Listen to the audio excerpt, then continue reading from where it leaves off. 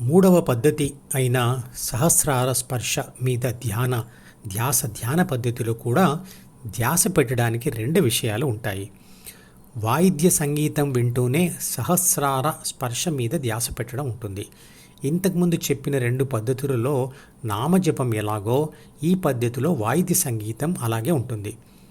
ఈ సంగీతం బదులుగా 1, 2 అంటూ అంకెలను లెక్క పెట్టడం లేదా సమయాన్ని సెకండ్లలో లెక్క పెట్టడంలలో ఏదైనా చేయవచ్చు.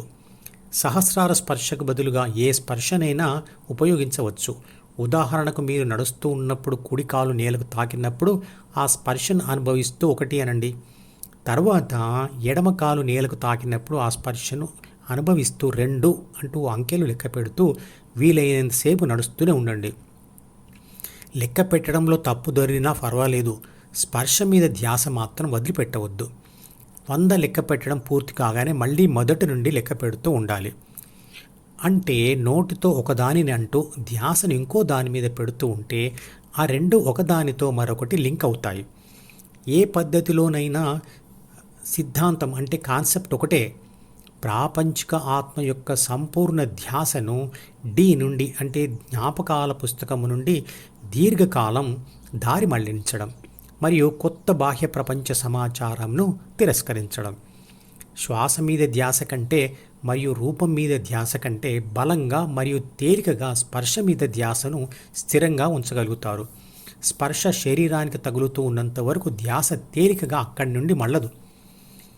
శరీరం మీద చీమ ప్రాకుతూ ఉంటే దాని మీద నుండి ధ్యాస తీసివేయడం కష్టం. చంటి పిల్లలు కూడా తల్లి స్పర్శను చాలా తేలికగా గుర్తిస్తారు కదా. నేను సహస్రార స్పర్శ మీద ధ్యాస పెడుతూ అంకెలను 1 నుండి 100 వరకు మళ్ళీ లెక్క పెడుతూ ధ్యానం చేశాను. ధ్యాస తీవ్రం కావడానికి మరో పద్ధతి. ఏదైనా తినే లేదా తాగే సమయంలో ఒంటరిగా కూర్చొని కళ్ళు మూసుకొని నోటి నుండి గొంతు ద్వారా ఆహార నాళంలో ప్రయాణించి కడుపుకు చేరేంత వరకు జరుగుతున్న పదార్థ ప్రయాణాన్ని స్పర్శ ద్వారా గమనించండి. ఈ విధంగా ప్రతిరోజు భోజనం పూర్తయ్యేంత వరకు సాధన చేయండి. ఈ విధంగా చేయడం వల్ల మీలో అంతర్గత ధ్యాస తీవ్రమవుతుంది. ధ్యానం చేసేవారు వీలైనంత వరకు ప్రాపంచిక వ్యవహారాలు, స్నేహితుల సంఖ్య, సినిమాలు, టీవీ సీరియళ్ళు, వాట్సాప్, యూట్యూబ్ వీడియోలు చూడడం తగ్గించాలి. మధుపదం యూట్యూబ్ ఛానల్లోని ప్రతి వీడియోకి ఒక నెంబర్ ఇవ్వబడింది. 1వ నంబర్ వీడియో నుండి మొదలుపెట్టి వరుసగా చివరి వీడియో వరకు చూస్తేనే ఆత్మశాస్త్రం సంపూర్ణంగా అర్థమవుతుంది.